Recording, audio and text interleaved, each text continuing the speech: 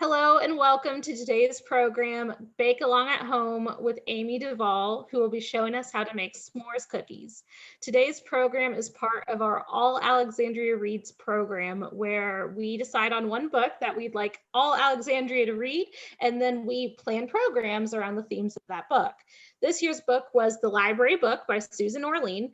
And if you read it, then you know that it's largely about the Central Library in LA County burning down in the 1980s. And when I was trying to think of programs for that, the book talks a lot about fire and book burning and arson. And I thought, well, let's think about some of the good things that fire can do. And when I reached out to Amy, we both together decided s'mores sounded like the best thing fire could do for us this summer as we enter outdoor weather and camping season. So today, Amy will be teaching us how to make her s'mores cookies. Now, this program is a webinar, which means we can't see or hear you at home, but I'm going to be here in the background waiting for your questions. And if you have questions for Amy at any time during this program, you can put them in the chat box or in the Q&A box. I do know that it can be difficult to bake and type at the same time. So if we have to go back a couple steps, that's okay. You just take the time you need to put those questions in and Amy will pause to answer them. So without any further ado, I'm gonna bump it over to Amy. Hannah, I just saw a comment. Thank you, Hannah. I just saw a comment come up. Someone said they can only see you. I was talking at the time, so okay. But I have pinned both of your videos. I can try it again if needed. Okay. Okay. Perfect. Yep. Thank you, Hannah. Hello, everyone. I'm Amy Duvall. I own From Politics to Pastry in Alexandria, Virginia. We're a small home-based bakery, but then, as you can see right now, I do virtual baking classes all over the world, actually. Feel free to check me out. My website is frompoliticstopastry.com. And as I've heard some of you already mention, my Instagram and Facebook are the exact same name, From Politics to Pastry. I want to say, first of all, thank you to the Alexandria Library for having me. They've been great in supporting me. I did a class with them last year over the holidays too, and that was a lot of fun. In fact, you might be able to see behind me, Hannah, I still have my Christmas tree up. Yes, it's true. I'm just going to address the elephant in the room. My husband and I are an immunocompromised house, and we just decided that whatever we could do that was legal within our four walls, we were going to do it if it made us happy. So the Christmas tree remains up because it makes us happy. So there you go. I want to mention too, the book that Hannah mentioned that this class is based on, the library book. So I'm going to be honest, I'm a slow reader but I love to read. And when Hannah first mentioned the book to me and I went to look it up, Susan Orlean is well known as a great writer. But when I saw that the book was called The Library Book, and it's literally a book about libraries, I thought, all right, I'm going to be completely honest, that sounds a little dull. I'm not sure I can read almost 400 pages about a library. But you guys, I did. I read it. My husband read it. My mother-in-law read it. It's a fantastic book. And Susan Orlean can make any story so intriguing. So if you are interested in reading the book and haven't read it yet, definitely go check it out. She weaves in all sorts of interesting facts about the history of libraries, the different characters that work at the library in Los Angeles. It's just a really great read. I learned a ton too. So definitely go check it out. If you're local, go check it out from the Alexandria Library. Otherwise, wherever you are, I encourage you to read it. Really good read. So today, in honor of that book, we are going to focus, as Hannah said, on the positive side of fire. We're going to talk about how fire, specifically the broiler in your oven, will turn some delicious s'mores cookies into melty goodness, just like you were making it on fire in your backyard. Hannah, I'm seeing lots of messages go. Is everything okay? Can I keep talking? Yeah, we have one person telling me they could only see your face, and I'm attempting to fix that. Okay. Can everyone see both her face and her hands? Oh, I just saw someone said, broiler, I'm afraid of my broiler. Don't be afraid of your broiler. Was that Tori who said that? Don't be afraid of your boiler, Tori. We're not going to burn down your house. I promise. We're only going to use it for a few minutes. And by the end of the class, you'll be friends with your boiler. I promise. We're actually using the oven for most of the class. The boiler will just be at the end. Oh, someone's saying they can see my hands. Vanna White style. This is the second camera. If you guys are trying to figure out where the second camera is, we'll be using the countertop in a little bit. So most of the people in the class say they can see both of your views. Okay. So I'm just going to work with the person who can't. So don't worry if you see that in the chat box, Amy. Perfect. Perfect. Okay, guys. So I'm assuming if everybody is on here, that means you got the Zoom link, which also means you got the recipe. If for some reason you didn't get the recipe, mention in the chat and Hannah will get that to you. I'll also pause here to ask if there's any questions about ingredients or tools. Does anybody need any advice on any substitutions? I'm trying to think of any obvious substitutions. If you wanted to go out of your way, Hannah and I were talking about this before you all joined, and make homemade marshmallows instead of buying store-bought marshmallows. I'm certainly not going to tell you can't do that, but for this type of recipe, I don't think a homemade marshmallow is really going to bring you too much extra bang for the buck. So don't worry about it. If like me, you got store-bought marshmallows, you're just going to want to cut your store-bought marshmallows in half. So you've got like little quarter-size coins. Your Hershey's Kisses, I'm using a mix of the dark chocolate and the milk chocolate. You're going to want to unwrap those because you don't want the wrapper in your cookie. If you want to go ahead and crush your graham crackers, for those of you who might have joined while I was talking about this, I like to just put my whole graham crackers in a bag, Ziploc bag, make sure you seal it well. Then you can pound it with a rolling pin, a meat tenderizer, the flat side of the meat tenderizer, not the spiky side, because you will puncture holes in the bag if you use the spiky side. You can use the back of a cup. You can use your hand, which is what I'm doing. If you want to get really fancy, you can use a food processor, but like I had mentioned earlier, it's one more thing that you have to clean up. And I'm all about making sure that you want to return to the kitchen again and that it's not so stressful that you never want to come back.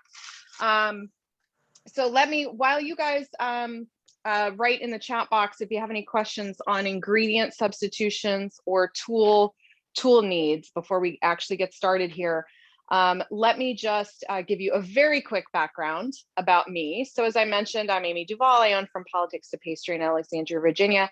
I spent 20 years as an environmental lawyer and lobbyist in the Washington, D.C. area mainly, worked for about a year right out of law school in New Jersey. But other than that, I was the whole time in D.C.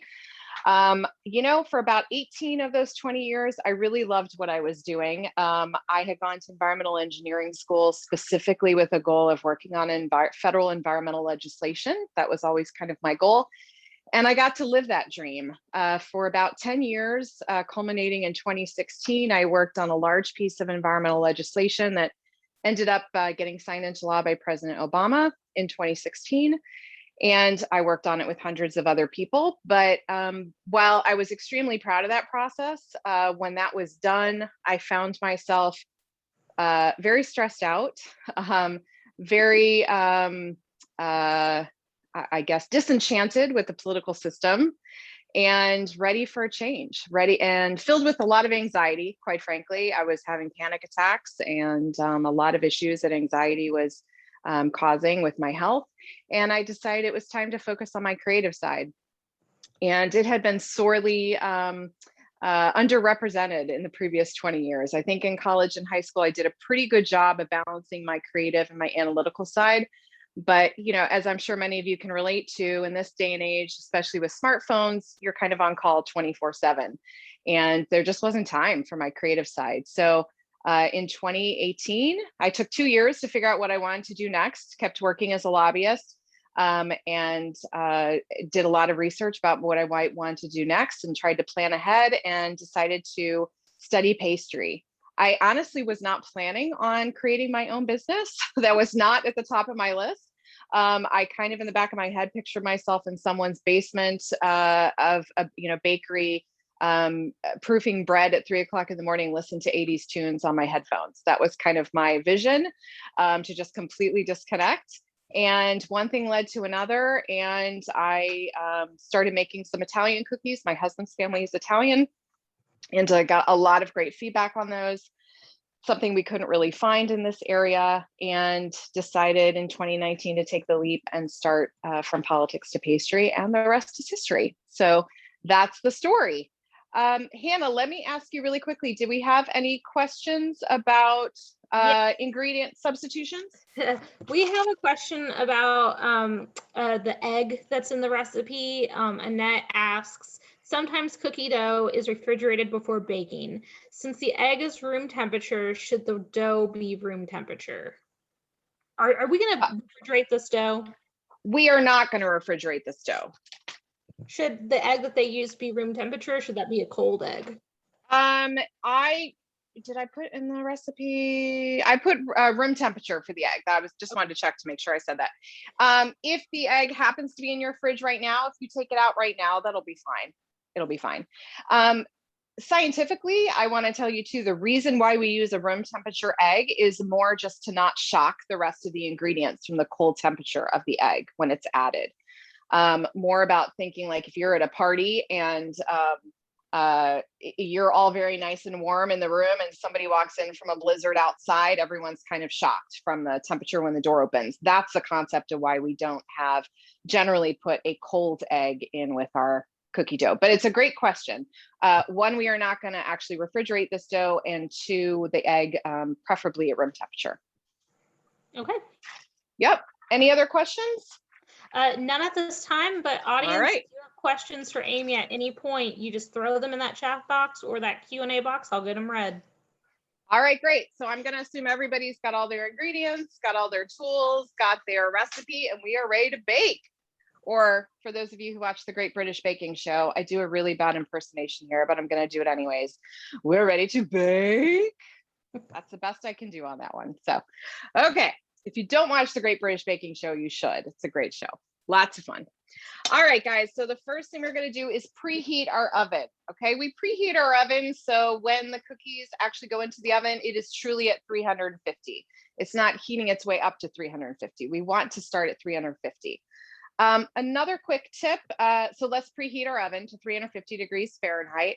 Also, if you're just getting your butter, we need 1 stick of butter, half a stick or half a cup of butter, which is 1 stick of butter, and 8 tablespoons is also 1 stick, which is how I wrote it in the recipe.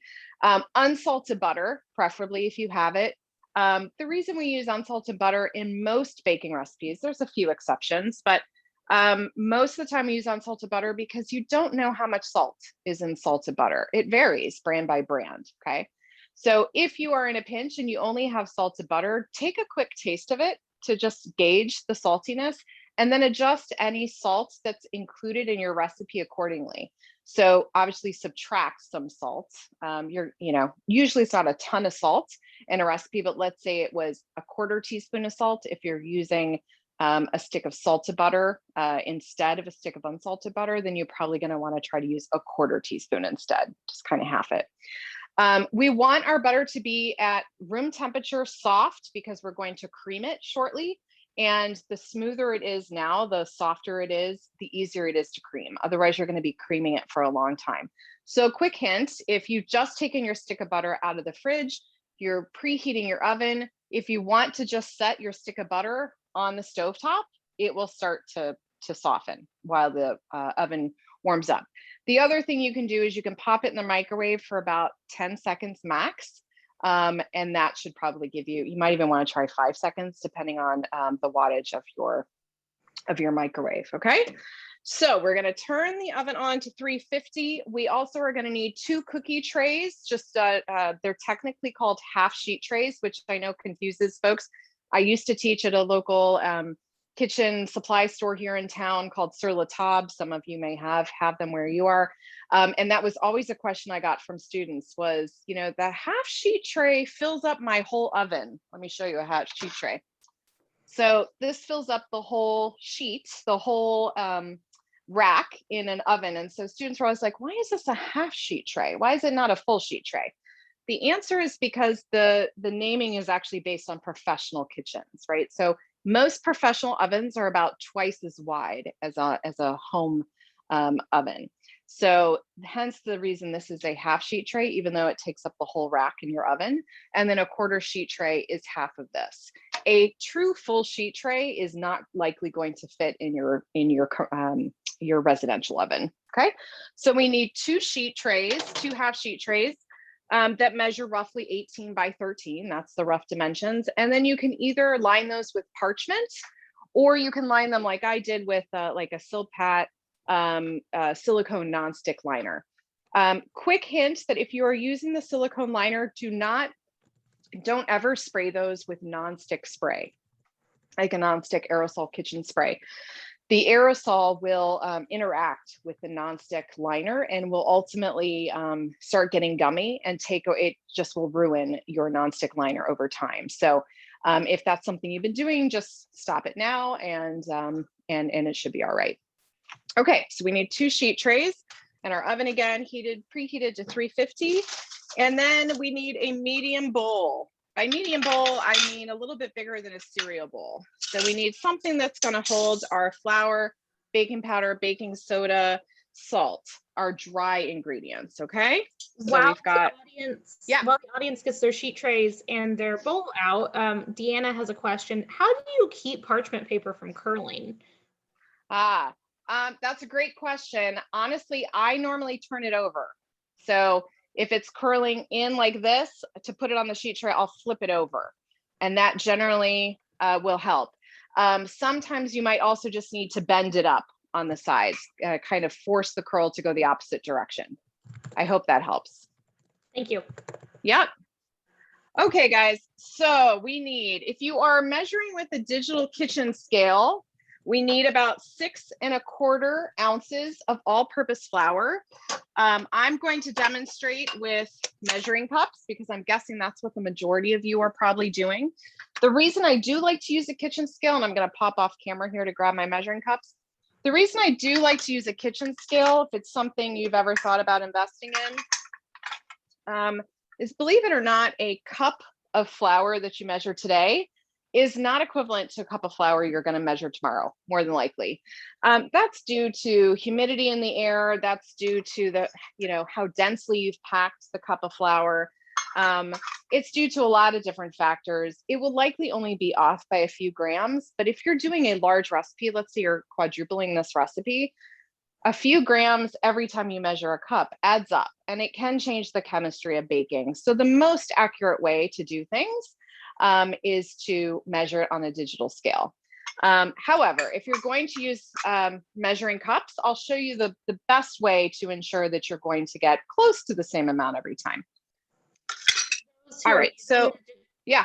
For those of us who are using a digital scale at home, how many ounces or grams of flour? 6.25 ounces of flour. So for those of us that are not using digital scale, we want about 1.25 cups of all-purpose flour. By the way, all-purpose flour, I've had this question before, is not a brand. It's literally the type of flour. It's called all-purpose flour because of the protein content in the flour is literally meant to be used for all purposes. You may have noticed in the store, in the flour section, that there's also bread flour or cake or pastry flour. Cake and pastry flour have a lower protein content, generally between, I want to say it's between 8 and 10%. It might even be 6 and 8%, right off the top of my head. Then all-purpose flour is generally between 10 and 12%, and then, or 8 and 12%, and then bread flour is a higher protein content. So like 12 to 14%. So all-purpose is meant to strike that medium spot that you could use for all purposes. That's why it's called all-purpose. All right, so if you, oh, go ahead, Hannah. When you measure flour, do you sift it? And in what scenarios do you sift? Are you sifting today? Yes, we are not sifting today. So let me address that first, and then I'll address when you would want to sift. So what I like to do, and if you look on the internet, there's 1,000,001 ways that chefs suggest that you measure dry goods, right? Here's what I do some chefs will say, don't take that flour directly out of the canister. Well, that's exactly what I'm doing, okay? So you're gonna see some people that don't do that. What I would not do is take it directly out of the bag, Okay, so I generally take a bag of flour, empty it into my canister. When you do that, you aerate it a little bit, which is similar to, I mean, one of the reasons that you would sift. Okay, so essentially we're aerating it ever so slightly when we put it into the canister. And I'm not, when I empty the bag into the canister, I'm not pushing down on it either to compact the flour. Okay, we're going to let there be some air in there. When I go to measure it, I do put my measuring cup right in the canister, but I'm not going to pack it down, with the exception of like brown sugar. You'll see in some recipes say 1.5 cups packed brown sugar. That's about the only time you'll see that you're supposed to actually pack something into the measuring cup. Then I use the flat edge of just a plain old kitchen knife and I even this out. I'm not pushing into the cup or into the measuring cup. I'm just trying to even the top out so I know that the cup is full, okay? And that's how I measure my 1 cup. So we're gonna do 1 cup into the bowl, and then I need 1/2 cup, or 1/4 cup, sorry, 1 1/4 cups. And then when I'm done here, Hannah, I'll mention about when we would sift. I just don't wanna lose my train of thought here and end up with too much flour. So 1/4 cup, same way, scrape it across the top. 1 1/4 cups. Okay, so let's talk about sifting. When would you do it? You will see that in this recipe, we're actually going to combine our dry ingredients into this bowl and then whisk them gently, which takes the place of sifting in this recipe. Sifting usually serves 2 purposes. One is to aerate, so to actually kind of fluff things out. And the other is to remove any clumps, okay, some obvious clumps. So in this recipe, given what we're whisking together, I'm not expecting any obvious clumps unless you've gotten some moisture, some serious moisture into your flour, baking powder, baking soda, or salt. You are not likely to see some clumps that we have to break up. In recipes where it is absolutely essential that you aerate as much as possible and remove even the smallest clumps, that's where sifting comes in handy. In my mind, that's usually it's only for the lightest of things that you're baking. By that, I mean like an angel food cake, also like a macaron, a French macaron, the almond flour cookie sandwiches. Those absolutely need to be sifted, but there you're using powdered sugar and almond flour, which can clump very easily. So a sifter is very essential there. But in your usual cookie recipe, American cookie recipe, you don't normally need to go through the trouble of actually sifting, and normally a whisk or even just using your hands to break up obvious clumps will get the job done. Again, my theory in the kitchen is I want you to enjoy the kitchen. If it's one less thing that you have to buy, one less thing that you have to clean, and you'll still get the same results, I'm all for that. So hopefully that answers the question about when you would sift. There are some times where it's essential, but definitely the minority in my opinion, for things that you'll likely be making. All right, so we've got 1 1/4 cups or 6 1/4 ounces of all-purpose flour. We're going to add to that 1/2 teaspoon of baking powder. Now for the measuring spoons, you're going to do it exactly the same way to measure as we did with the cups, where I have the world's largest containers of baking powder and baking soda because I use a lot. I know yours likely won't be this large at home, but I'm just putting my measuring spoon into the container, and then I'm going to use the flat edge of my knife to even it out. And that goes right into the bowl with the flour. So 1/2 teaspoon baking powder and 1/4 teaspoon baking soda.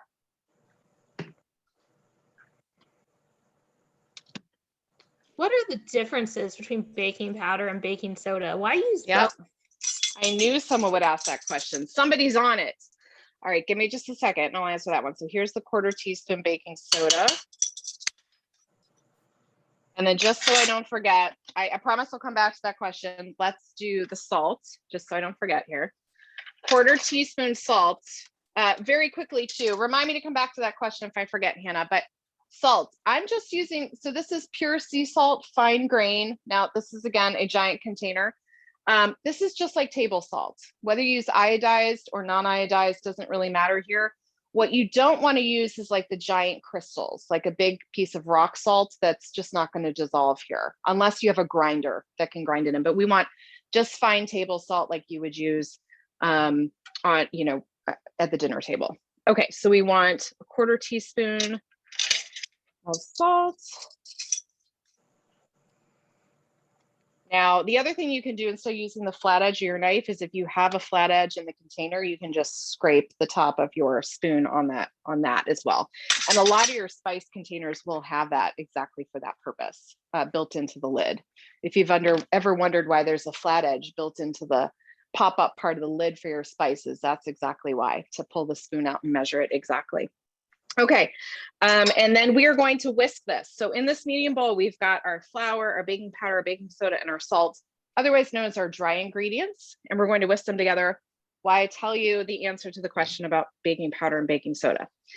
Hopefully I can get this right. So baking powder includes baking soda. They are both leaveners. Baking soda requires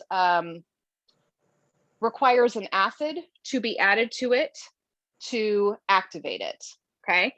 In baking powder, you have baking soda plus essentially citric acid added to it, generally cream of tartar and baking soda. I'm oversimplifying a little bit here, but that's what's baking powder. So then baking powder is considered fast acting because it already has the acid added to it. Both baking powder and baking soda then need a liquid to activate them as well. So the baking soda needs an acid plus a liquid. The baking powder only needs the liquid to be added to it. Why would we use both? Because we don't necessarily need double the amount of citric acid, for example, or I think it's actually tartric acid. Sorry, not citric acid. Tartric acid is cream of tartar. So in this case, we want double the lift, but we don't want double the tartric acid. So we're using, hopefully that makes sense. So we're using some baking powder, which is baking soda and tartric acid. And then we're using some baking soda, which is just the baking soda.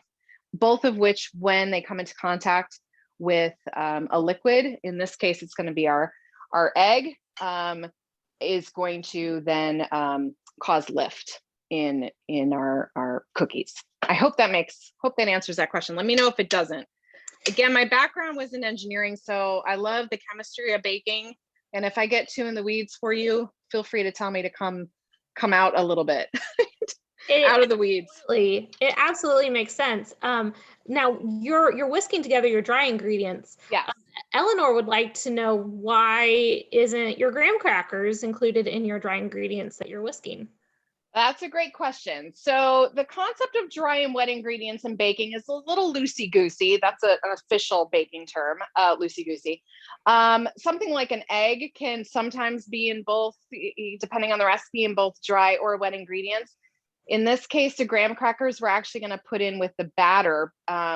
So they are kind of a in-between ingredient in this recipe. That's why I don't really have a better answer than that, except for the fact that we want them to be mixed in more evenly with the sugar and butter, which is what we're going to, and sugar is another perfect example, right? Sugar is something you would normally think of as a dry ingredient. In this case, we're actually going to put it in the mixer with the butter, kind of turn it into an in-between ingredient, which we're going to add the graham crackers to. So it's unfortunately not a black and white, dry, wet ingredients, but that's a great question, Eleanor.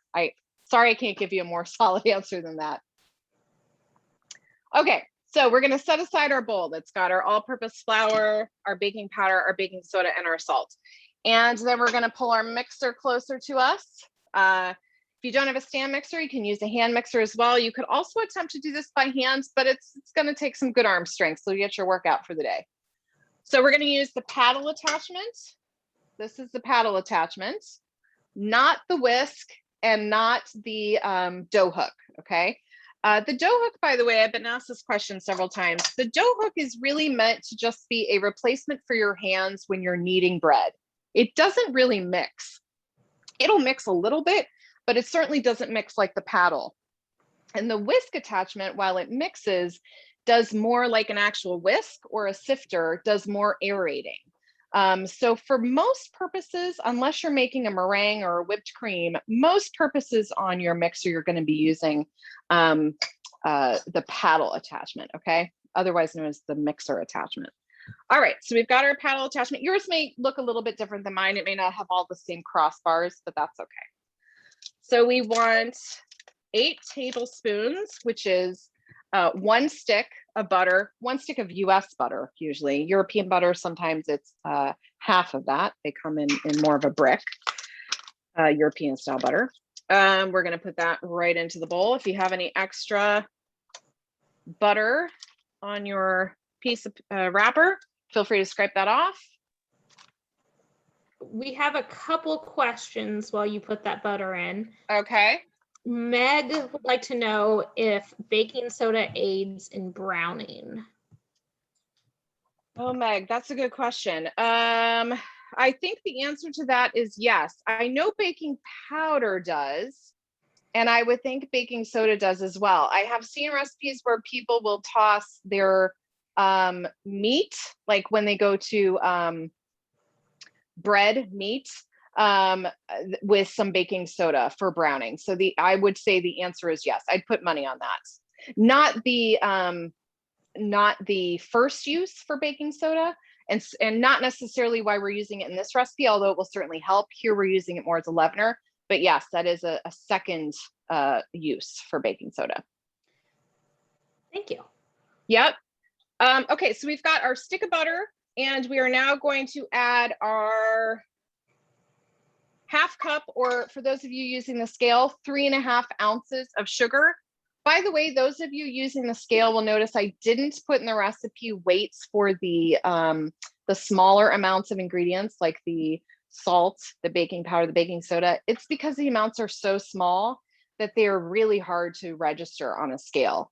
If you are quadrupling it, then it gets a little bit easier. But sometimes with the smaller amounts, you just have to use the measuring spoons on that one. So I didn't forget about you. It's just too hard to do. All right, so with the granulated sugar, we are doing half a cup again, or 3.5 ounces. Gotta find my half cup measuring spoon. And that sugar is going right into the mixer bowl.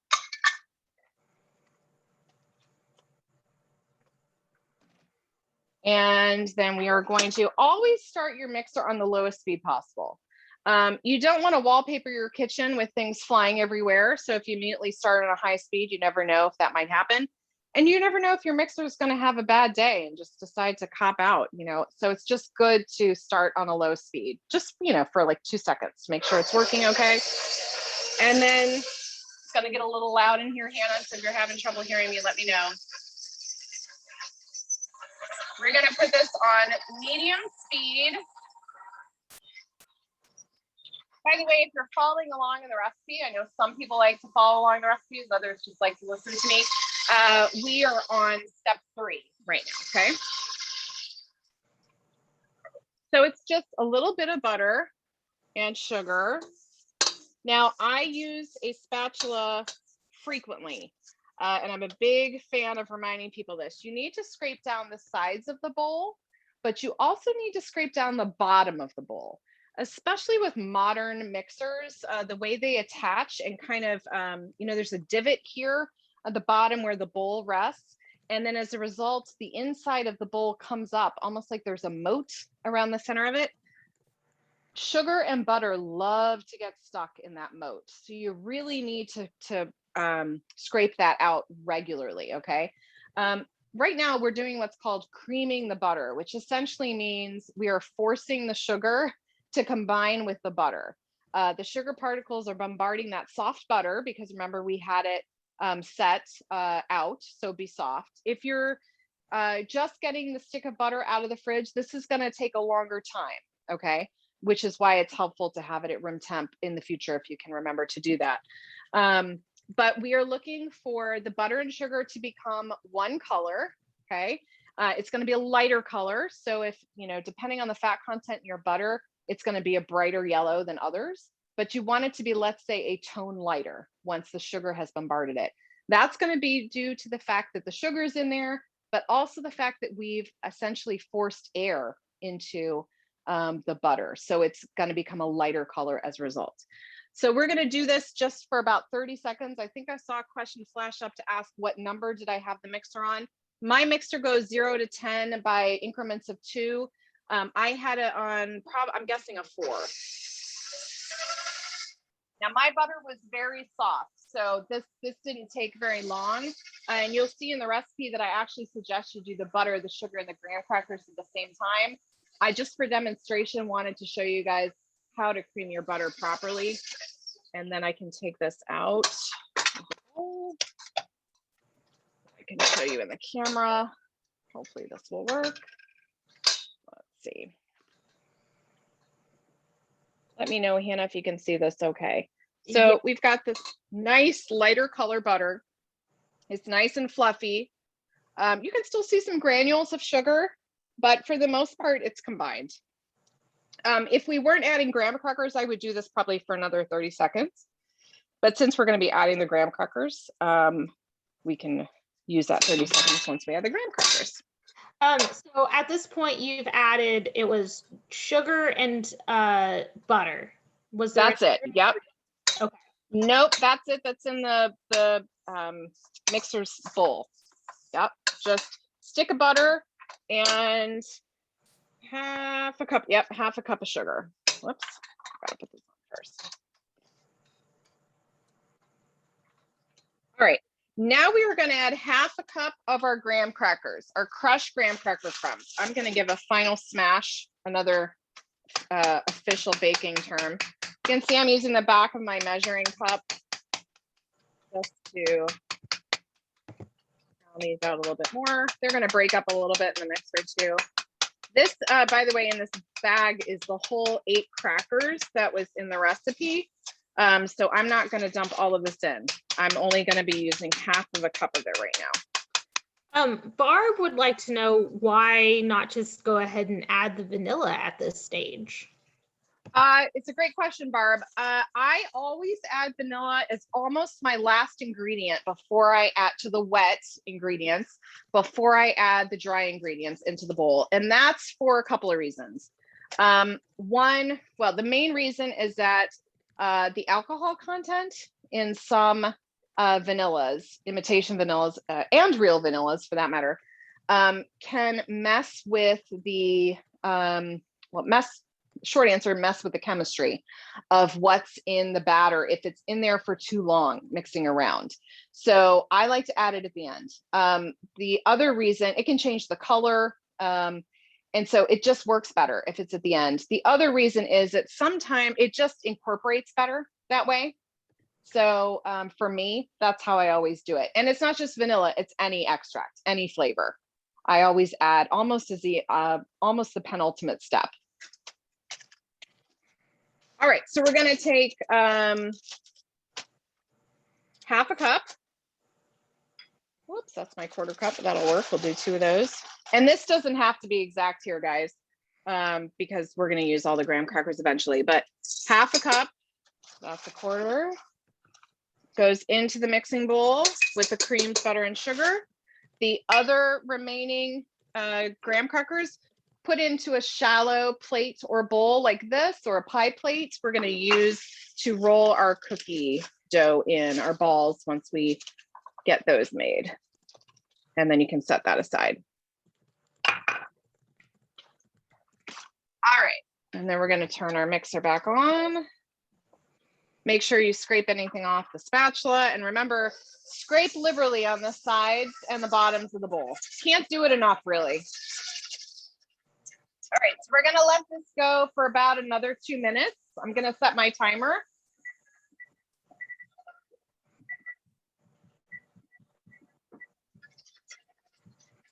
It should start to smell really good. It should start to smell like graham cracker dust, you know, smell in your kitchen.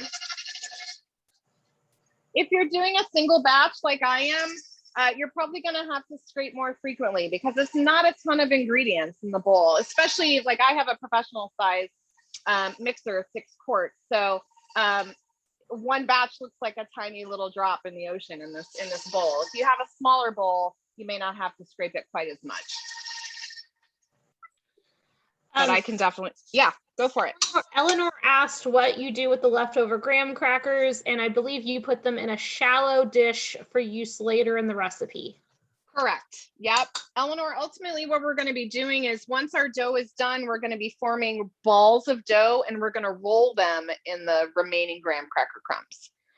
Tori would like to know, what speed do you have your mixer on? Yep. So medium high. So a 6 roughly, if you know, a 6 or a 7. And finally, Meg sent in, looks like you don't want the graham crackers to be too finely crumbled. Or that was the question. Was that the question she asked? Yeah. Meg, crumbled? How crumbled? Yeah, how fine? Yeah, you don't have to worry about them being pulverized, but if they are, it's okay. They're going to get broken up more in the mixer too. You want them to be, I definitely crumbs, but they don't have to be a dust. I hope that helps. Also, two very non-baking terms. Dust or crumbs. Would it be fair to say baking is a science, but graham cracker crumbs are more of an art? Yes, that's very fair, Hannah. Very fair. Okay, so that was my 2-minute timer just went off. So I'm just going to do this for another 30 seconds. And let's talk about eggs. We need to get our egg ready. Any of you who have taken a class with me before have probably seen this little tip, but I'm going to give it again because I think it's a good one. All right, one final scrape. Oops. Bottle just came off. One final scrape. To me, the bowl kind of looks like instant oatmeal a little bit at this point. Let's see if I can move my camera. You tell me, Hannah, if you can see this. I can see it, yes. It's kind of like mushy, like overnight oats is what it kind of looks like at this point. This is what our batter looks like. All right, let's talk about eggs. We only need 1 egg, as was already pointed out. Let's talk about cracking eggs. 2 tips I want to share with you, and hopefully you can see this. Let me move this so you can see this in the overhead camera. First thing is, I always, no matter how many eggs I'm cracking, I always crack my eggs into a separate bowl first before I add them to their final destination. In this case, the final destination is the mixing bowl. I'm going to crack it into this bowl first. The reason for that is, in the off chance you get a rotten egg, which does happen, I've cracked probably over 1,000, thousands of eggs at this point, and I've had it happen twice. So it does happen. If that happens and you had cracked it right into your mixing bowl, you've just ruined everything in your mixing bowl. If you crack it in here first, all you have to do is throw this container out. The other is if you get a piece of shell. Much easier to get a piece of shell out of this little bowl than the needle in the haystack in our mixing bowl. The other thing I want to tell you is I grew up cracking eggs on a side of a bowl at an angle. And in the last couple of years, I switched to doing it on a flat surface, just like that. The reason for that is if an egg is going to have salmonella, it's going to be on the shell and it's not going to be naturally inside the egg. So when you crack an egg at an angle, you have a higher risk of shoving a piece of shell into the inside of the egg and possibly contaminating it. If you crack it on a flat surface, you are less likely to have that piece of shell go into the inside. Now, when you use your thumbs to break the shell apart, you still may introduce some risk there, but the bottom line is that you have a lower risk. And I'm all for that if all you have to do is just change your location of cracking an egg. Hope that makes sense to everybody. Just a little habit that I got into. I learned actually when I was cooking at Sur La Table, one of the chefs mentioned it to me and I thought, well, no, that's a pretty brilliant idea. Catherine would like to know, how can you tell if an egg is rotten or bad? Yeah, you'll smell it, Catherine. It probably won't look great. I've had a rotten egg that actually was like black and brown on the inside. And it's very obvious from the smell. Yeah. Thank you. Yep. All right. So we are going to put our mixer, remember, start it low. This time we're just going to keep it at about a 2. And we want to add our egg. If we were adding more than 1 egg, by the way, guys, we can go ahead and add this. Usually, and I write this into my recipes, but once you get that egg added in, by the way, we can turn it up to a 4 or even a 6. If you have a recipe that has you adding more than 1 egg, try to add them if you can, 1 at a time, and count to 5 or 10 in between the eggs. For the same reason that we talked about the temperature of the egg not being overly shocking to the other ingredients in the bowl. It's the same concept of introducing 1 egg at a time so that the rest of the ingredients aren't like overwhelmed by 8 eggs being added at once. Add 1, let it circulate with the guests at the party, say hello, introduce itself, and then add the second egg. If when you're pouring the eggs in, 2 accidentally go in right after each other, the world's not going to end. I mean, it'll still be fine, but it's just another good habit to get into. If you can get the egg in 1 at a time, it's a good habit to get into. All right, so we've got that egg in. Now, I think, was it Eleanor maybe who had asked the question about vanilla? Now we are going to add our vanilla, our teaspoon of vanilla. Vanilla extract, and any extract for that matter, loves to fly out of the bowl when you add it for some reason. So 2 hints, keep the speed low, and also pour it along the side of the bowl instead of directly into it. So if you pour it along the side and you let it kind of ease in, you're less likely to have it splatter everywhere. Okay. All right. So let's put this back at like a 2. And we're going to do 1 teaspoon, pour it along the side of the bowl.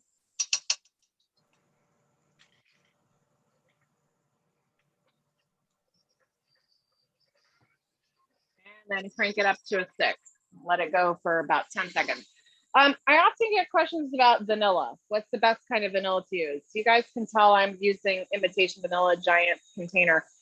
There are some recipes where I will use vanilla bean paste where an additional liquid is not a good idea, like a macaron, that almond cookie sandwich, French almond cookie sandwich. Adding additional liquid can be problematic. So I use vanilla bean paste, which is like a gel. As far as real vanilla versus imitation, I'm going to let you in on a little secret. I spent a little bit of time at a professional bakery right after I left my my corporate job a couple of years ago, and I was shocked when I saw that they were not using real vanilla, because if you watch the Food Network or Top Chef, or they're always seem to be using real vanilla, and that's just not happening in the real world. It's extremely expensive. There are some instances where you want to use a real vanilla bean and actually scrape it if you want to get that appearance of the little dots from a vanilla bean. And the vanilla bean paste is also still expensive, but not as expensive. That's another way to get those vanilla bean flecks show up. But for most recipes, just kind of like we were talking about sifting your flour, for most recipes, imitation vanilla, assuming that you like the taste of it, because there's lots of different brands out there, right? So taste it and find one that you like. And if you like the taste of it, it's going to work just fine. Okay. So don't spend all your money on a real one unless you can't find a taste of an imitation one you like. It's very much like adding wine to a recipe. You want to add a wine that you would be willing to drink, right? And it's the same with the vanilla. There are some imitation ones out there that I don't enjoy. But if you find one that you like, by all means use it. Okay. All right. So now in this bowl, we've got our 1 stick of butter, half a cup of sugar, half a cup of graham cracker crumbs, a large egg, and a teaspoon of vanilla. And we've got it light and fluffy. Okay. If you can see this camera, hopefully, Hannah, let me know. Looks nice and light and fluffy, almost like a fortified whipped cream, like a strange oatmeal whipped cream.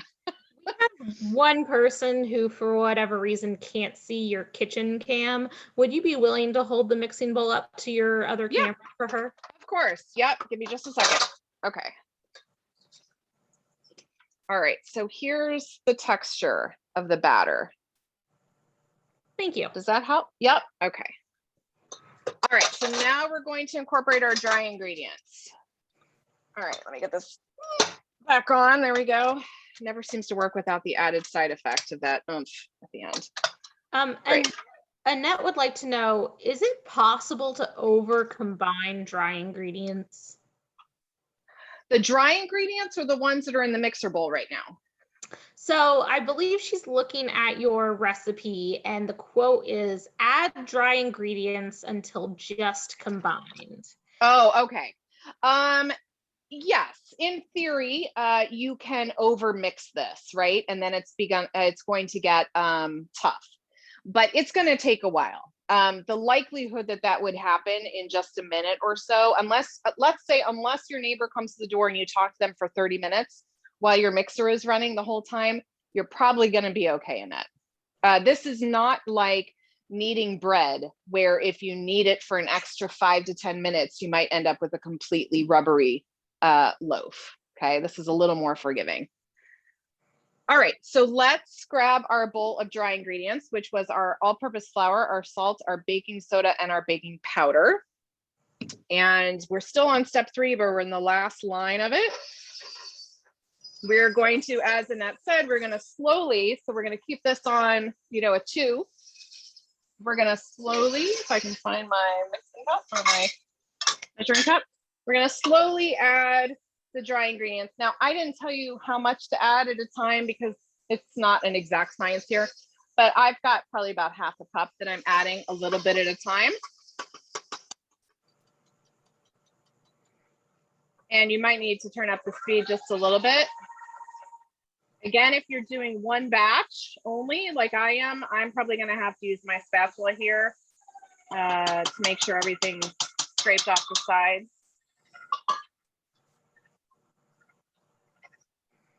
You don't need everything to fully combine after you add in the first half cup or so. Okay, we need it to be fully combined at the end, but in between we don't need it to be. Your biggest issue is just making sure things aren't stuck to the bottom, the sides, or on the beater, the paddle itself. Okay. All right.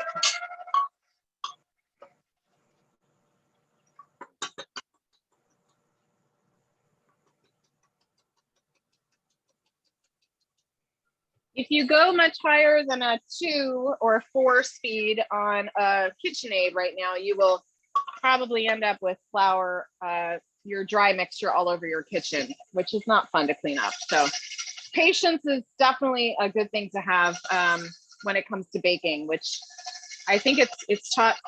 I've learned a lot of patience from baking over the years. So there are just some shortcuts that are not worth it in baking, and this is one of them. Taking the time to add these dry ingredients in this recipe. Every recipe is different, but in this one, it's just you're going to reap a better reward by adding these dry ingredients a little bit at a time.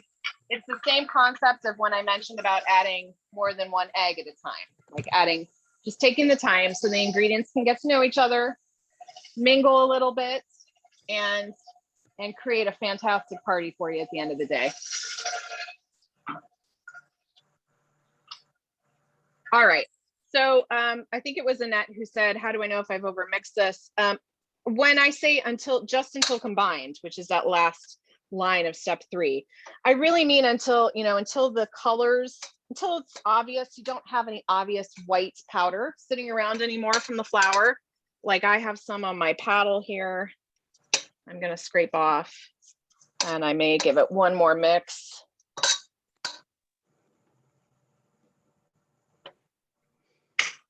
All right.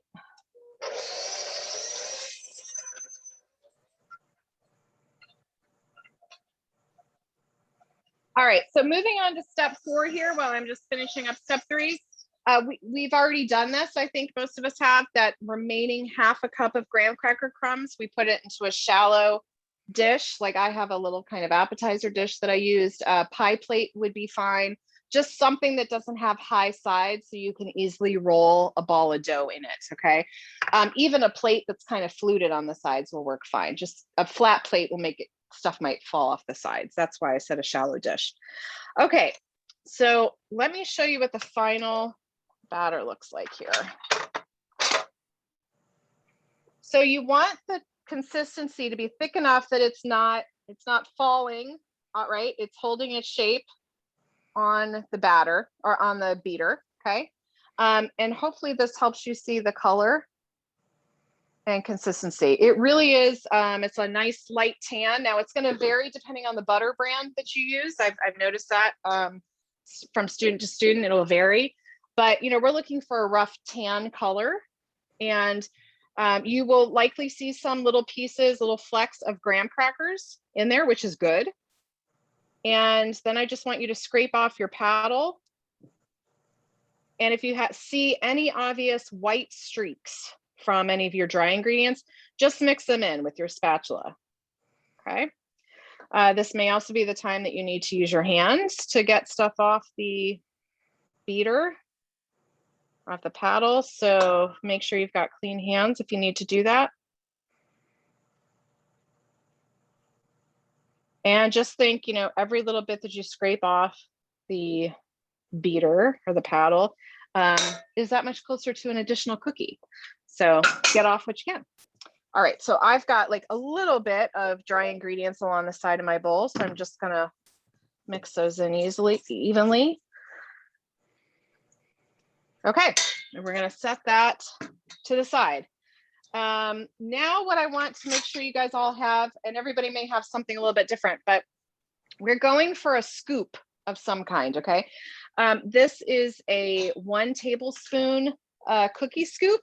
If you have a very small ice cream scoop or a melon baller even, we are trying to find a way to get an even, consistent, homogeneous 1 tablespoon for each cookie.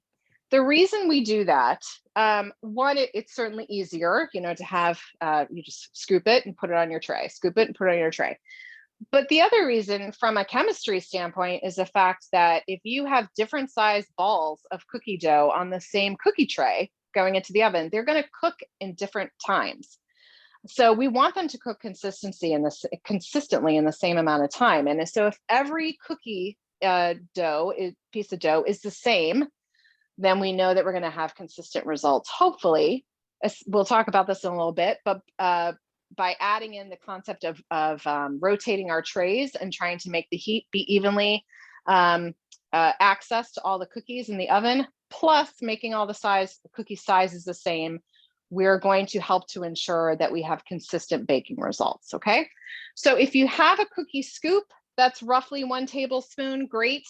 If you have one that's smaller, we're just gonna want to bake for less time. If you have one that's bigger, we're gonna want to bake for slightly more time. Like I said, a small ice cream scoop, a melon baller, you can even use 2 spoons if you want to kind of, you know, toss the ball side by side, one side to another to form a little bit of a ball. We will be using our hands to actually form a ball, but we're going to use the scoop to get the dough out of the bowl, if that makes sense. Yes. I hope it does. Natasha would like to know, how wide across is your scooper? Okay, hold on, let me measure for you. And of course, that presumes that then it's the same depth as one that she has, but it is 1.5 inches across and about 1 inch deep. Will you demonstrate the 2-spoon method for those of us without scoopers? Yes, I can do that. Yep, let me grab 2 spoons. Okay, so here's what we're gonna wanna do. Let's get the tray out here. By the way, guys, if you didn't do it before, make sure you have your oven on 350 right now for preheat, because we're down to the final moments before these go into the oven. I wanna make sure your oven's at the right temperature.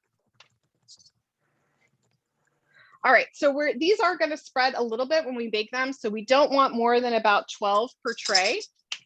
Let me show you first with the cookie scoop how we're going to do this. And if you're thinking that this seems like a little bit of a thick dough, it's not crazy thick, but we want it to hold its shape because we're going to need to roll it into a ball, right? So that's one of the reasons we need to be this consistency. Hopefully you can see this. Looks like my camera got a little bent. All right, so for the cookie scoops, you're going to scoop it and then slide it up the side so it's flat on the top like this. And then you're just it's gonna be a dome essentially, okay? And you would do 12 of those. you're going to be doing spoons, hopefully you can see this. I'm going to take a scoop of dough out. Hannah, can you see this okay? Yes.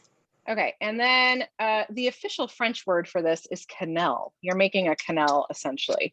Going between the two, using the spoons with each other to just kind of form that ball. It's not going to be a perfect ball, but we're going to roll it with our hands too. So close in size, right? To the first one. So that's how you did that answer the question for the folks that are looking to use the 2-spoon method? I believe so, but if you want to see that 2-spoon method again, just throw that in the chat box and we'll do it again if needed. Yep. All right, so we're gonna scoop out 12 cookies. I love this dough because it holds its shape, but it's also nice and soft. I mean, it's almost like you would think it wouldn't hold its shape, but it does. It's nice and fluffy. Thanks to that creaming of the butter and sugar and graham crackers that we did. And it smells so good. I hope everybody else, I wish I had smell-o-vision, but I know most of you are doing it yourselves too. So hopefully you can smell that nice little hint of graham cracker. It would make a good candle. If someone knows how to do that, let me know. I could turn this cookie dough into a candle. Someone get in contact with me. That'd be a great gift set, buy the cookies and the candle. That's right. The library needs to think about that, Hannah. Gift set. All right, so we've got our 12 cookies. So this recipe, one batch makes about 24 cookies. So we're gonna have enough for 2 sheets, but I just wanna do this first one so we can all be on the same page. I'm gonna wash my hands here real quickly before I start rolling the dough with my hands. Always good to double check that you've got clean hands in the kitchen. All right, so now we need to have that second batch of crumbs, the 1/2 cup of crumbs. And I think it was Meg who asked the question, how fine do we need them? At this point, you're going to see that the finer they are, the easier they stick to the cookie. So giant pieces are not real helpful right here. But again, it doesn't need to be a fine powder per se, right? I actually like having a little bit of variation in the texture because it'll be on the outside of the cookie, and that's kind of fun. Amy, real fast, is that just a plain old baking sheet, or did you oil it or do anything else to it?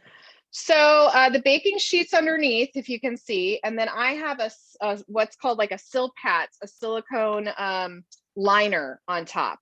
If you don't have one of these, put some parchment down. The butter that's in these cookies will keep it from sticking to the parchment. So you don't necessarily need to spray the parchment or butter it or oil it. If you are using a Silpat, a silicone liner like this, you never want to oil or spray these because the aerosol will interact with the nonstick coating on these and ruin it essentially. So I have a non-oiled silicone liner on my tray. You could also use a piece of parchment that you don't have to oil. If out of habit you want to oil, it'll be fine, but you don't need to. Okay, thank you. Okay, yeah. All right, good. Okay, so then we've got our 12 scoops, however you've made them, and we're going to roll them into balls. Now I want to show you with the countertop camera, although actually one person can't see the countertop camera, so let's do it up here. Let's do it in the main camera. When you go to roll balls of cookies, I think most people just think I'm going to hold my palms flat and I'm going to roll it in between. If you do that, let me show you what happens. If you keep kind of goes against my grain now because I've been taught not to do it. But if you do that, you end up with a flat, can you see this? It's not a sphere. It's almost more like a football. So to do that, to get rid of that effect and to make a sphere, I want you to cup your hands like this, okay? Cup your hands and put the dough ball in the middle of the cup and roll, okay? And I think you will find, because I've had lots of people complain before, they're like, my spheres don't look as nice as yours, they look like footballs. And this is why. If you cup your hands and you roll, then you end up with a nice sphere. It takes practice like anything else, guys. But that's one way to get a sphere instead of a football. Which if I think back to high school geometry, I know there's a word for the shape of a football, an actual geometric shape, and I can't think of it right now, but someone will know out there and message us. All right, so we're gonna roll all 12 of these balls, and then we're gonna toss them liberally, coat them liberally with the graham cracker crumbs. I should have mentioned at the very beginning of this class, for those of you that have made peanut butter blossoms, they probably come in many different names, but the cookies around Christmas, my mom always used to make them. Actually, I still make them. Peanut butter cookies with the Hershey Kiss on the top. This recipe is a play off of that, similar concept, but obviously we've added the graham crackers instead of peanut butter. And we are going to add the marshmallow and take advantage of the broiler. Don't be afraid, Tori. We're gonna make it happen. So you can obviously apply a lot of the things that hopefully you're learning today to that recipe as well. The peanut butter blossoms, the technique is very similar, minus the broiler. You don't have to use the broiler for that. Is peanut butter a wet or a dry ingredient?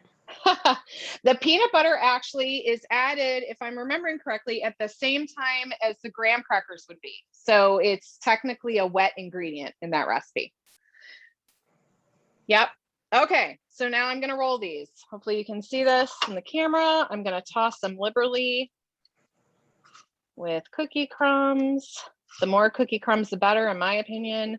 They may not be quite as round once you do that. You may have to roll them ever so slightly again. How's everybody doing? Is everybody doing okay?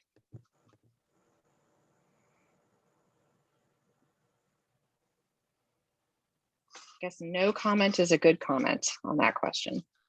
And you know, if it takes you a little while longer than it takes Amy, that's okay. Totally fine. Everyone has the recipe.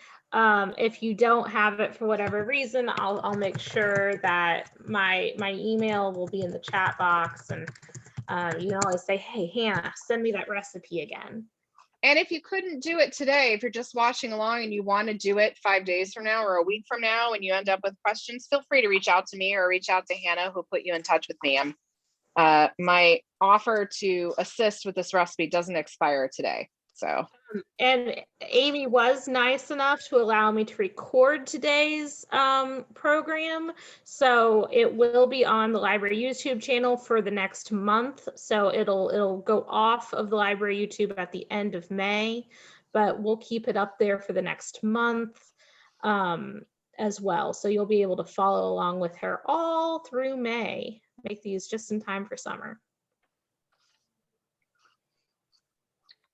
All right, we're getting there. You can probably see here that I've got different size pieces. So this is not all graham cracker powder. I like the idea that there's, kind of random size pieces, but that's just a personal preference. So if you like it all exactly the same powder size, knock yourself out. No right or wrong on this one, as long as you get some piece of graham cracker around this to give it that extra graham crackery flavor. Okay, so we've got 12 balls. We've got our oven is at 350, and let's go ahead and place these in. Let's set our timer. If you've done it with this size, so a tablespoon roughly, go ahead and set your timer for about 5 minutes. If you've done it for a smaller size, like a very small melon baller, set it for 4 minutes. And if you've done a larger one, like a ice cream scoop, go ahead and set it for 6 minutes. And then come back and I'll tell you why we're setting the timer for half of the amount that's in the recipe on step number 5. So I'm gonna set mine for 5 minutes. Doesn't matter if you're setting it on the top or bottom shelf or middle shelf, and I'll explain why in a second. While we wait, we have a question about marshmallows from Catherine. Okay. For those of us who don't eat gelatin, is there an alternative or a specific brand of marshmallows we can try? Oh, that's a great question. I know there are vegan marshmallows out there. I can't, because I've seen them. I cannot think of an actual brand at this moment, but I feel like I've seen them at Whole Foods. I've definitely seen them online, Mom's Market. So they're out there. I'm sorry I can't be more specific, but I do know that's a thing. Do they bake differently? Do I need to worry about that? That's a good question. I've never tried this recipe with them. The good news is that we're only putting the marshmallow in the broiler for all, I was going to say it's less than a minute. Yeah, so it shouldn't be a problem, Catherine. They should, I wouldn't walk away. Like if you want to watch them with the oven light on, it's possible they'll melt a little bit faster and then you'll just do it for 20 seconds instead of 30. But it should still work since it's a pretty small amount of time to begin with. Catherine, we did have somebody comment in the chat box. Suzanne would recommend Dandy's vegan marshmallow. Oh, good. Okay. She's using them today and will tell us if they cook differently. Oh, good. Thanks, Suzanne. I appreciate that. Yeah, the only thing I can imagine is that they might either break down faster or take longer, depending on what the binder is in them. So you just need to keep an eye on them. You may need to pull them out faster. You may want to keep them in ever so slightly longer. All right, so let me tell you guys why we set the timer for half the amount. I explain it in number 5, so if you want to read ahead and get some extra credit that way, you can. The bottom line is we are trying to encourage an even bake on our cookies. And I think a lot of people don't. I've taught a lot of classes to students who have been shocked by this information. So hopefully it'll help somebody out there. Whether you have a conventional oven or a convection oven, and a convection oven, for those of you who aren't familiar with it, is a newer technology of oven where there's a fan that literally runs the whole time. I'm doing this. This is my official fan impersonation. There's a fan that runs the whole time you're baking in an attempt to circulate the air regularly, much like you would an air conditioner in your home, right? And so a convection oven generally does 2 things. It tries to provide an even bake across everything in your oven because the air is circulating. And it also, as a result, tends to bake things a little bit faster too, because the temperature is even. Most ovens, if you have a convection oven and you go to set it for like 350 degrees like we did today, it will adjust accordingly. So it may, suddenly you'll see the display says 345 instead of 350, that kind of thing. They will normally adjust accordingly. I'm here to tell you though that while convection ovens are a great invention, and I think they are great for a lot of things, especially cooking a turkey at Thanksgiving faster than you're used to do it. When I was at Sur La Table, we had 2 professional convection ovens and they still had what we call hot spots. So hot spots are, a back corner, a front corner, a portion of your oven that even though your digital display on the oven says you've set it at 350, if you put a thermometer inside the oven in that space, it's actually 375 and the rest of the oven is 350. So even with the convection oven with the fan rotating all the time, we still had hot spots. Presumably less hot spots than we would have if we had a conventional oven, which actually, for what it's worth, is what I have for my business. And I always have a thermometer inside my oven so I can see, even though the display says 350, what's really going on in the oven. And I've found, for example, with my oven that whenever I've told it to be over 400, it's usually not where it needs to be. If it's supposed to be 425, it's usually like 410. So I might have to set the oven to 450 to get it to 425. That makes sense. But so one of the things we do to try to eliminate those hot spots is to rotate pans halfway through the baking process. So then if you think about the fact, let's say the back left corner of your oven runs exceptionally warm for some reason. If you left your pan sitting there the whole time, whatever cookies are in the back left corner are going to burn while the others are still baking. Okay, I'll finish my story. My oven my timer has just gone off, the 5-minute timer. So what I'm going to do is I'm going to rotate the pan. Mine's on the top. I'm going to move it to the bottom and I'm going to rotate 180 degrees, okay?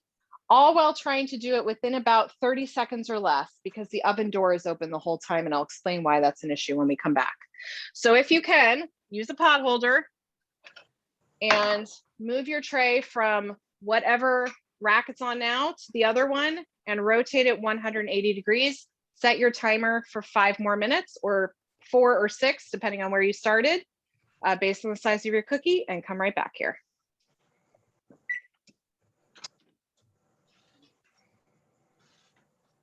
You will see, guys, too, that your cookies are starting to spread a little bit. They should not be actual balls anymore, but hopefully they're not spreading all across your pan, okay? They should just look like nice little rounded mounds at this point.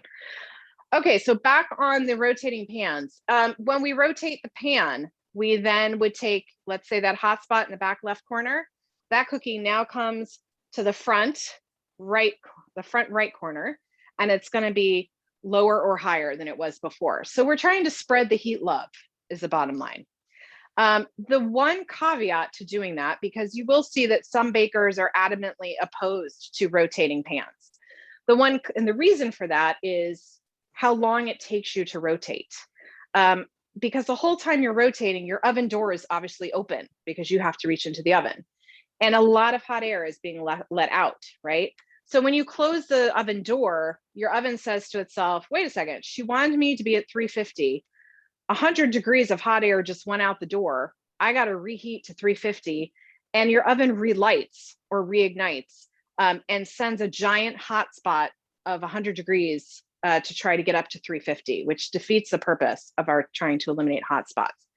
That's why I say, and I didn't do any scientific studies on this, it's just been my experience, is if you can rotate your pans within about 30 seconds, which means that the door of the oven has been open for 30 seconds or less, you will still come out ahead with the benefit of trying to share that heat love.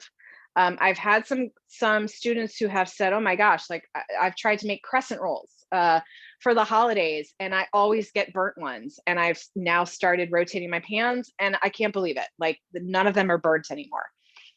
That's exactly why. So everybody's oven, no matter how expensive or fantastic it is, has hot spots. It's just inevitable. So the deal is just figuring out where they are and trying to compensate for them with rotating quickly. I will use the example that like my mom broke her wrist a while back. And so she had a cast on. So it was pretty much impossible for her to rotate pans within 30 seconds. And I said, well, then don't do it at all, because you will come out ahead, leaving the pans where they are, as opposed to taking 2 minutes to rotate and leaving the door open that whole time. I hope that makes sense. It's not too technical, but it's a little thing that you can do that will hopefully help with the consistency of your baked goods at the end of the day. If you're doing more than one pan at once, same rules apply, guys. So you would just rotate what's on the bottom to the top, from the top to the bottom. If you have 3 racks, you have to get a little more creative with the shifting, but it works no matter how many pans you have in the oven at the time. All right. So out of curiosity, Hannah, did anyone mention if they were making significantly larger balls or smaller balls that we need to address a time difference on for baking? Nobody has mentioned it, but feel free to mention that now, audience, if you made significantly larger or smaller balls than the tablespoon that was recommended. Yeah, and remember, if you guys did smaller than the 1 tablespoon, you probably, you'll want to check at about the 8-minute mark. So 4 minutes, and then check. These are going to be going back into the oven with a broiler, so they don't need to be completely baked. Okay. Oh, Tori, so did you use a bigger scoop then, Tori, I'm guessing? Or you used the 2-spoon method and it just worked out to 20 balls? Got it. Okay, perfect. So if they are a little bigger, that's actually a great way to look at it. If you got less than 24 balls, you might need to bake them a little bit longer than the 10 to 12 minutes. If you got, let's say, 30 balls, you'll probably need to bake them less time than the 10 to 12 minutes. So just keep an eye on it. I like to tell people your hands are your number 1 tool in the kitchen. Your second is your nose. So if you start smelling burnt, it's probably time to look at taking them out. But I personally I'm maybe a little more in tune to this than most people, but because I do this a lot, but I can smell like caramelization going on right now. So I know things are getting close. And in fact, I've got 35 seconds left on my timer.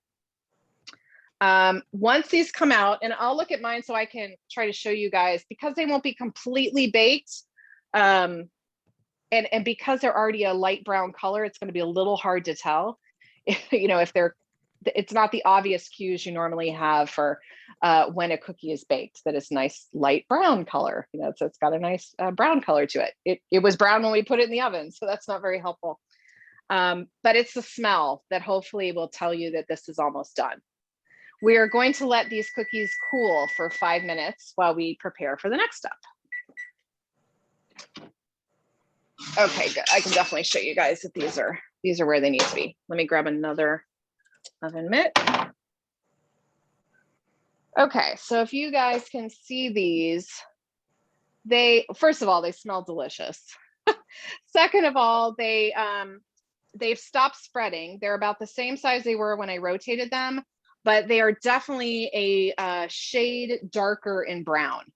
And they also, can't see this with my gloves on, I can pick them up and they are, you know, they're not sticking to the tray. They're still soft. Like if I apply a lot of pressure, they're going to collapse on me, but they will start to harden a little bit while they sit here to cool. So that's what you're looking for, guys, that shape. We're going to let these cool for 5 minutes. While we do that, I want you, and this is the broiler part. So we're going to turn off our oven. So turn off the 350. Now everybody's oven is a little bit different. Mine, the broiler is at the top because I have a gas oven, so the flame is at the top. You'll have to look at your oven to see if you can tell if the broiler is at the top or the bottom. But I want you to adjust one of the racks in your oven, the one that will be closest to the broiler, to be about 10 inches from the broiler element. You don't need to get out an actual ruler to measure it exactly, but you know, just give it a good guesstimate. Okay, so that's your next assignment. You want, in the case of my oven, I want my rack to be 10 inches from the top, which means I'm actually going to move my rack up one level. Can you, would it be possible for you to take your, the little cam that you have and show us your oven? Yeah, of course. This one that I'm moving? Yeah. Okay, nobody make comments if it doesn't look perfectly clean in here because I haven't cleaned it in a while. All right, so can you guys see this? Here's my thermometer I was telling you about. And you'll see that it says 300 degrees because I just turned it off. So this piece of metal, here, let me turn the broiler on so you can see. Just a second. You'll see it light up. So if you hit, on mine, I have to hit the broil button and then I hit start.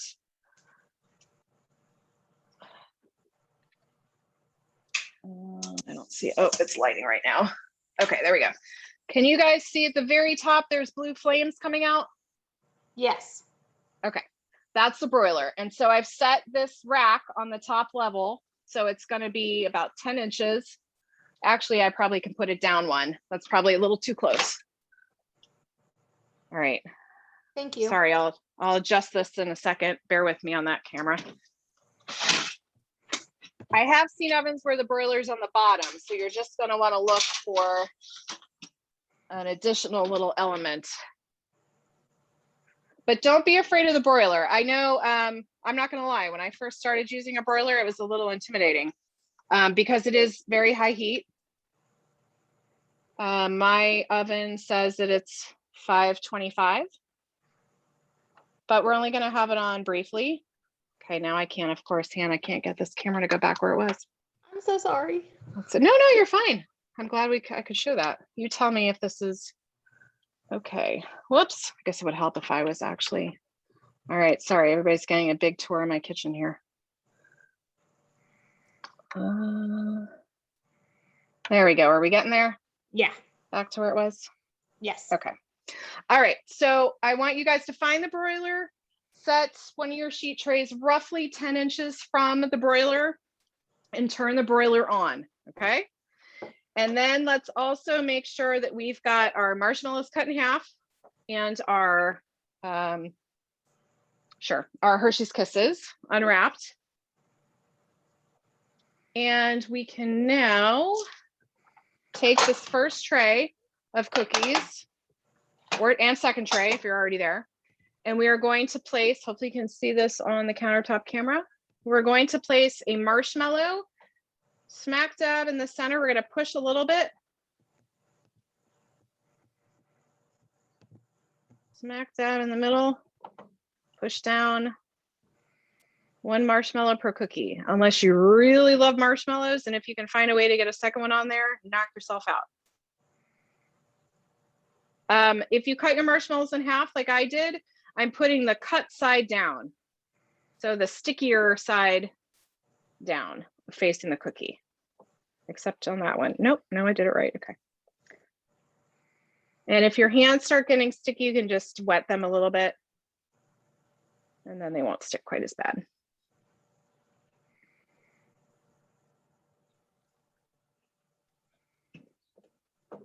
We are not putting the Hershey's Kiss on yet. Okay, we're only doing the marshmallows. We're gonna let the marshmallow broil and get nice and crispy. And then when it comes out of the oven when it comes out of the broiler, we're gonna add the Hershey Kiss.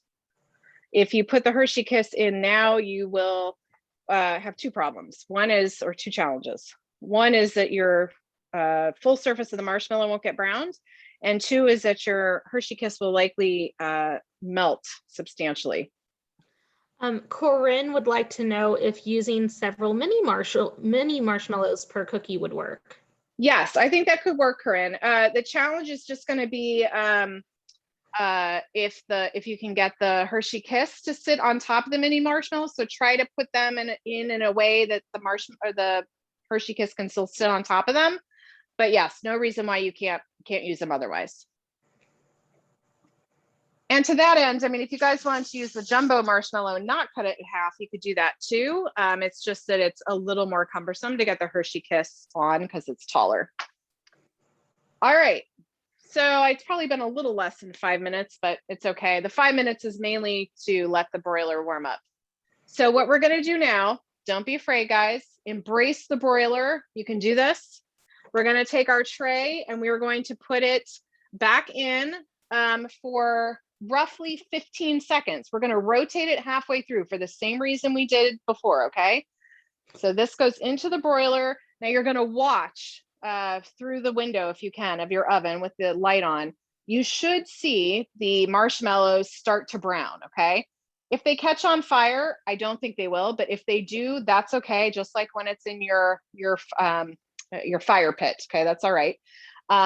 But just keep an eye on them. If they don't look like they're browning, leave them in a little longer. But we're going to aim for 15 seconds and then rotate. Okay. We have a quick question real fast about marshmallows. Yes. If my cookies are cracking a little when I put the marshmallow on, should I cook the cookies for less time before adding the marshmallow, or are the cookies supposed to crack? I had some crack. That's perfectly fine. You can feel free to cook them a little bit less the next time if you want, but the cracking is fine. And I'm assuming the cracking is just from the pressure of trying to put the marshmallow on. I will say the longer you let the cookies sit before you put the marshmallow on, the harder they get. So the more likely they are to crack. So that's something to consider too. Okay, so now mine have been in here for 15 seconds and they do not have the color I want on them. They're getting a little brown, but I'm going to keep them in for another 15 seconds before I rotate. And I'll show you guys mine before I rotate them, just so you can see what I'm going for. The good news is this doesn't take long. And I'm really curious to see, was it Suzanne who's using the vegan marshmallows? I can't wait to hear what happens with those. I think they'll be delicious. Okay, so here's, I need my second. Here's what mine look like. And this is a perfect demonstration of hot spots. Can you guys see these without me? So the middle ones, if you can tell, are all brown, but the bottom and the top look like they haven't been touched at all. That's exactly why we're going to rotate. Now in this instance, the middle is still going to stay the middle. But I'm going to hope that it tries to shift a little bit here. Okay. And I may even, given the fact that this is the middle, quite frankly, what I think I'm going to do, guys, is I'm going to actually move some cookies around on the tray.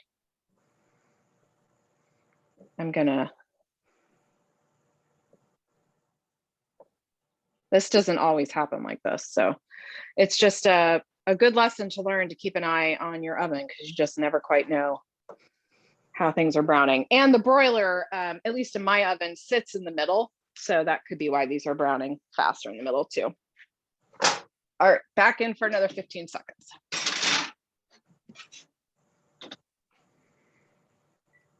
Make sure you have those Hershey's Kisses ready, because we're gonna put those on as soon as these puppies come out of the oven. It's another technical baking term, puppies. I'm just full of them today.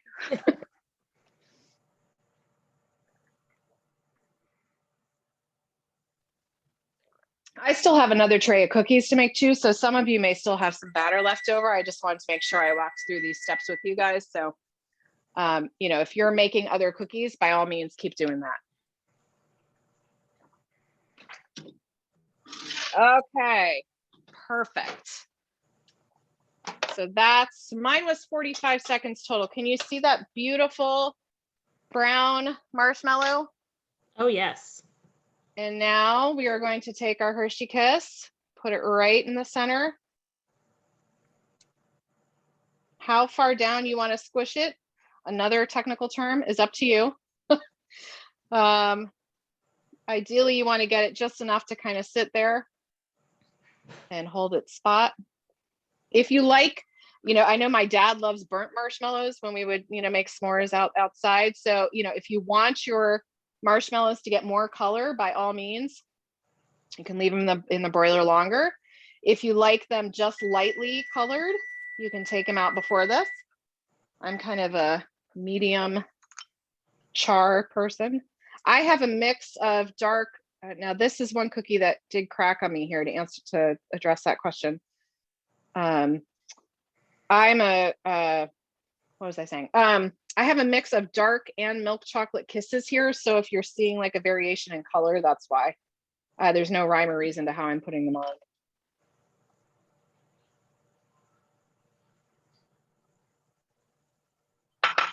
All right. Now I would not bite into these just yet. I know I wrote in the recipe, if you can wait about an hour, that would be ideal, just because those marshmallows are crazy piping hot. The reality is you could probably wait about 15 minutes and not burn yourself. If you can't, you know, wait any longer, then just be forewarned. It's pretty warm. Make sure you blow on it. If you wanted to put these back in the broiler for, you know, 10 seconds max to get some additional melt on the chocolate, you could. But just keep in mind that when you can probably already see here, the bottom of the chocolate where it's touching the marshmallow is already melting because the marshmallow was so piping hot. So that's what's going to hold it in there. So unless you want the top of your Hershey Kiss to start melting, you don't need to put these back in the broiler. They're doing their thing just by the chocolate glue, which is the best kind of glue in the world, if you ask me, is doing its job thanks to the marshmallows. So we have a question from Suzanne. Yeah. She writes, sorry, I'm a little behind, and that's fine. We're happy to go back a couple steps if needed. Yeah, and Suzanne, arguably I could just be ahead, so you know you're not behind. It's all good. If my broiler does not have a light, does that mean it's not ready yet? Do you have a gas range or an electric range? Because if you have an electric range, you aren't likely to see a light. I think that's the answer to the question. She has an electric range. Okay, yeah. And even some gas ranges, if the broiler is on the bottom, you may not be able to see it either. Can you tell where your broiler is though, Suzanne? Like the actual apparatus, can you see it, even if it's not lighting up?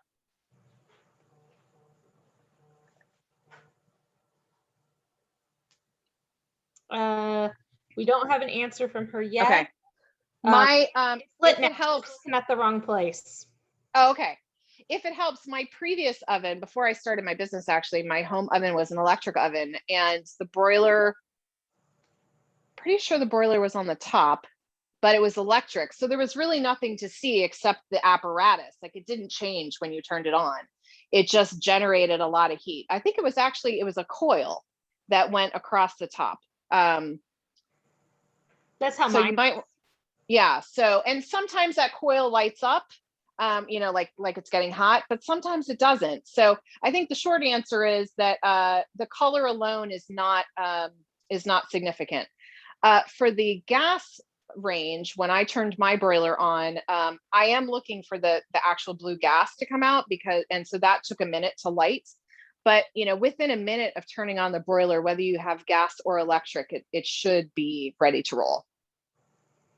And Suzanne, we are eagerly awaiting the results of the vegan marshmallow experiment. Yes. And all right. Tracy says, I have electric and my broiler is on top and turns a bright orange. Okay, perfect. That's the way mine was in my old house too. Yeah. I am still send questions to me, Hannah. I'm just going to start on my second tray of cookies.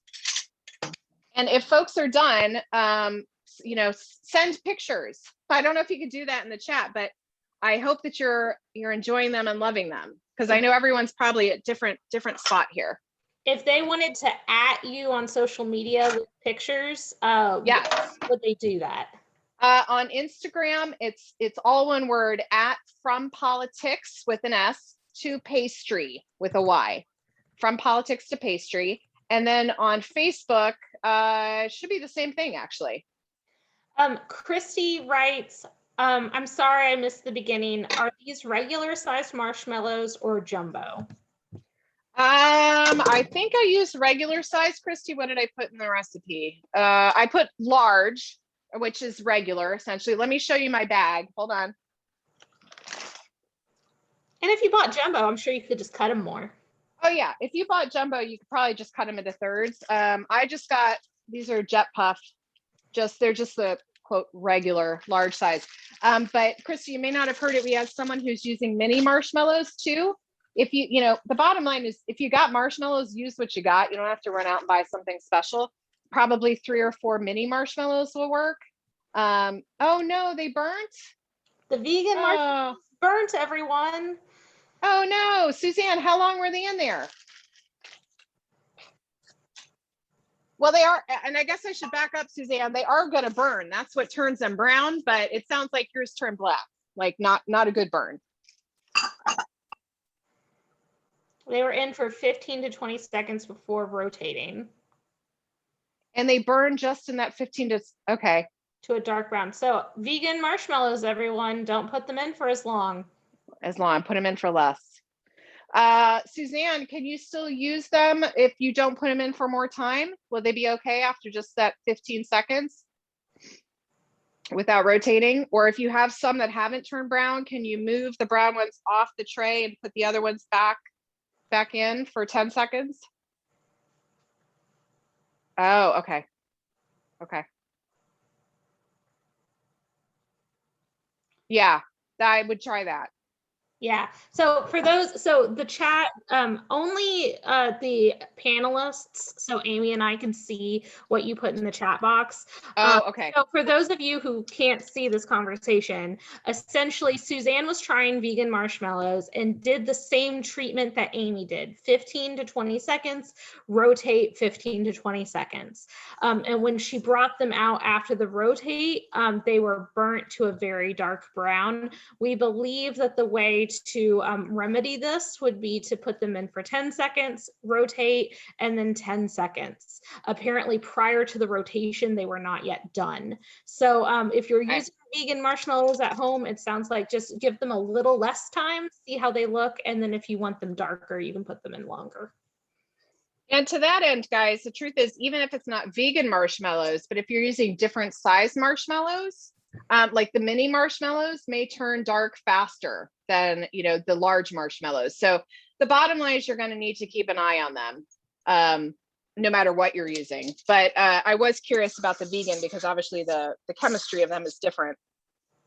And, you know, I don't know if they technically have a higher sugar content because percentage wise, because there's no gelatin, so the sugar ends up being a larger percentage, and therefore they're going to brown faster. That would probably make sense, but I'm glad to know it's not a complete loss, Suzanne. At least it sounds like it's not a complete loss. I'm hoping and praying that's the case. So how is everybody else doing? I'm scooping out my last batch here. Has anybody gotten them out of the oven? I think I saw somebody said that they look delicious. I don't know if they're completely done yet.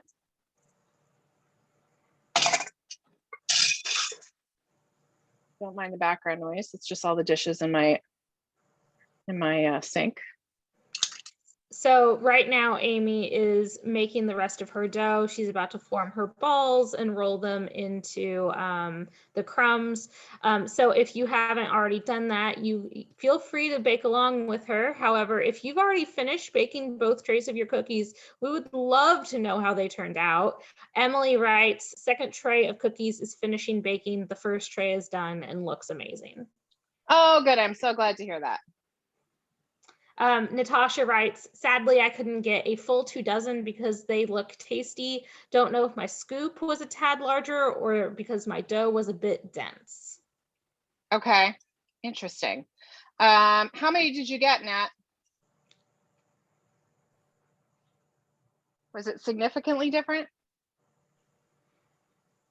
Suzanne got 18, Natasha got 19, Emily got 22.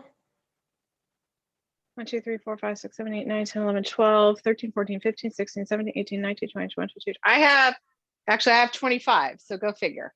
Some of it, sorry, Emily, Hannah, what did you say? Emily writes that she thinks that she's just a generous scooper.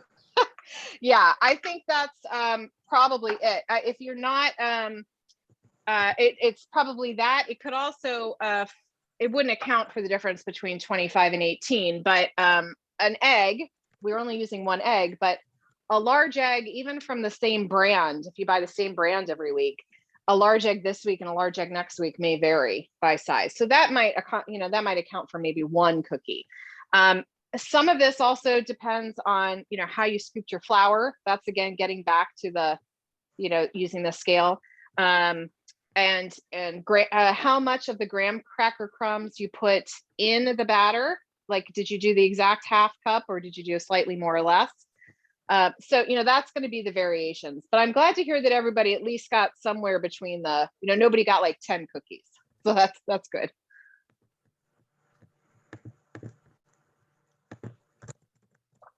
But yes, I can appreciate that if you were expecting exactly 24 and needed them for like a bake sale and you now have 20, that's disappointing. Barb wrote that she got 20. Okay. So it sounds like maybe then, even though I've gotten 25, it sounds like maybe a more realistic number on average from everybody is 20 to 22. Emily writes that she thinks this proves that she absolutely needs to purchase a kitchen scale. Yes, it's well worth the investment. I mean, and you can get them for, $20 on Amazon or at Target or, wherever these days. It doesn't need to be a fancy one. I even saw, I don't get any money from any of these people, but I even saw that like Pampered Chef just came out with one too. So they will serve you well with baking. And if you really wanted to get into it, you could weigh each of these dough balls to make sure they're exactly the same amount. When I make larger cookies, that's exactly what I do. I also weigh my chocolate chip cookie recipe that I make every year. I always weigh that. And Tori, it looks like I'm in good company because Tori writes, nerd alert, I weighed my dough balls. They were each good, Tori. Grams, and I got 20. Each 20 grams and you got 20. Okay. Tasha writes, I used hugs instead of kisses on half, and they melted much more than the regular kisses. Are the hugs the ones that have white chocolate and milk chocolate combined? The twirls? I think those are the hugs. Yes. Yes, the white chocolate is definitely going to melt faster because it's just cocoa butter. essentially. Sorry, I should have mentioned that. I didn't think about somebody using those. Hopefully they didn't melt to the point that they ran off the cookie.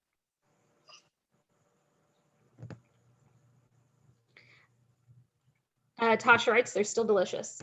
Oh, good. Okay. Since we're getting pretty late in the program, Yes. I just want to take a moment to say I put a couple links in the chat box. The first one is Amy's website, from politicstopastry.com.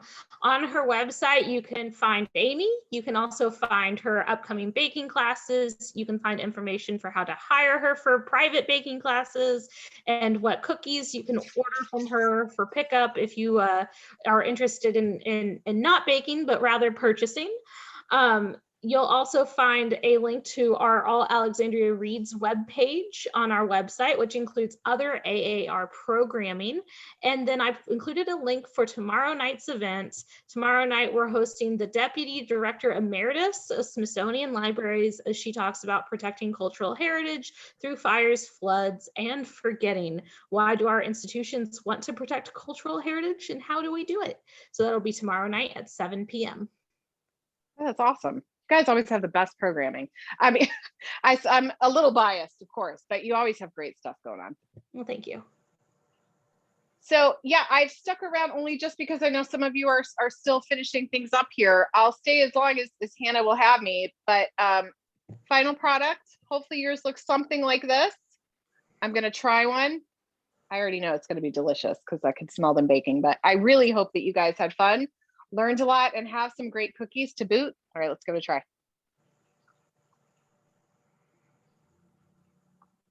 Oh my gosh.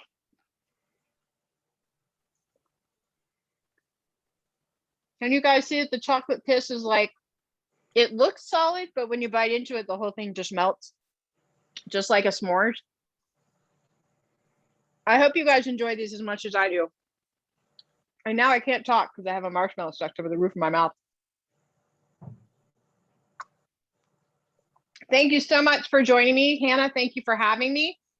Like I said, I'm happy to stick around if people still have questions, but also sensitive to everybody's time. So thank you so much for having me. I hope to do this again soon. And I hope to, the other thing I would just mention is if you do go to my website, I know everybody likes to get their information in different ways. I have a weekly mailing list that talks about my weekly menu for those that are in the local area, but then also the upcoming classes for which again are global. So if you are not on social media and you would prefer just to have a weekly email, sign up for that. If you go scroll to the bottom of any of the pages on my website, you'll see where you can sign up for that. And I'd love to have you join that family. Okay, Hannah, anything else? Yeah, I'm going to outro us just for the sake of the recording, but I'll keep the webinar live so that you can keep asking questions until we're out of questions. But I just want to say thank you, Amy, so much for joining us for All Alexandria Reads. If you haven't read the book yet, again, the book was The Library Book by Susan Orlean. It has a lot of great information about libraries as an organism, as an entity, and what librarians do. And it has a lot It's a great book, guys. You should read it. It has a lot of history about libraries, but it also has like the true crime aspect of like, why did the Central Library in LA County burn? It's excellent, and I can't recommend it enough. You'll find more great AAR programs online at alexlibraryva.org/AAR. And I just want to say a quick thank you to the Duncan Foundation for sponsoring this program and for sponsoring our All Alexandria Reads programs. Thank you so much. And Amy, do you have any final words for our audience?